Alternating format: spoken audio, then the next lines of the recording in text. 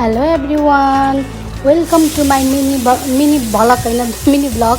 म जस्तै आइफोन भएर पनि भाइरल नहुनेहरू को हुनुहुन्छ प्लिज कमेन्ट गरिदिनु होला। अनि आज म यहाँ सिमी र आलुको सब्जी पकाउन लागिरहेको छु। केही कन्टेन्ट क्रिएसन गरौँ भनेर यसो फ्रिज खोलेर सब्जी हेरेको, सब्जी केही रहेछ। कन्टेन्ट क्रिएसन गर्ने वातावरण नै छैन। 3-4वटा सिमी अनि अलिक धेरै आलु हालेर आज म सिमी र आलुको ग्रेभी बनाउन गइरहेको छु। सबैले हेरिदिनु होला, मेरो भिडियो लाइक गरिदिनु होला, सेयर गरिदिनु होला। सेयर त किन गर्नु, कमेन्ट गरिदिनु होला।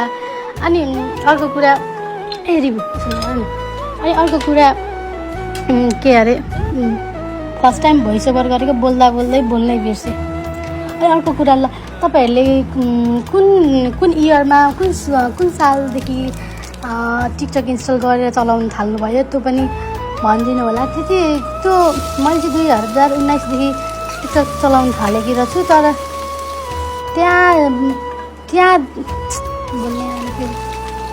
त्यहाँदेखि टिकटक खोलेको, त्यहाँ एउटा पनि कुनै टिकटकमा स्किल्स नभएर हो कि कन्टेन्ट नभएर हो कि कुनै पनि टिकटकमा 1000 भ्युज गएको रहेछ मेरो टिकटक। म जस्तो भ्युज पनि नजाने, केही स्किल नभएको मान्छे को छ त्यसको बारेमा नि कमेन्ट गरिदिनु होला तपाईँहरूले। भन्दा यहाँ मेरो सब्जी पाक्दैछ, त्यो पनि हेरिदिनु होला। मेरो गफ सुन्नको साथै मेरो भोइस ओभर फर्स्ट टाइम भएकोले गर्दाखेरि डोन्ट जज मी गाइज, ओके। मैले यहाँ के हालेँ, सुरुमा प्याज हालेँ, सुरुमा तेल हालेँ, त्यसपछि मेथीसेतीहरू पड्काएँ।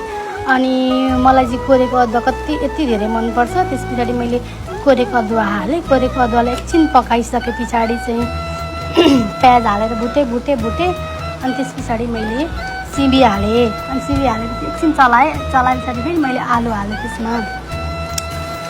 अनि आलु हाले पछाडि नुन बेसार त हाल्नै पर्यो होइन। तपाईँहरू यहाँ देख्नु त म एकदम चलाइछु।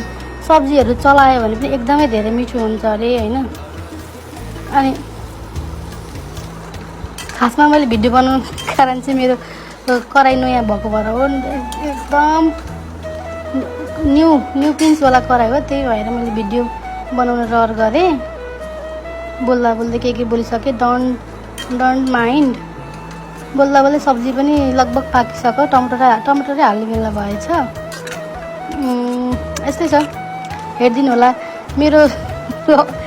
मेरोमा के अरे 200 लाइक आयो भने म अर्को पनि गफ यस्तै गन गफ लिएर आउँछु। Thank you for watching.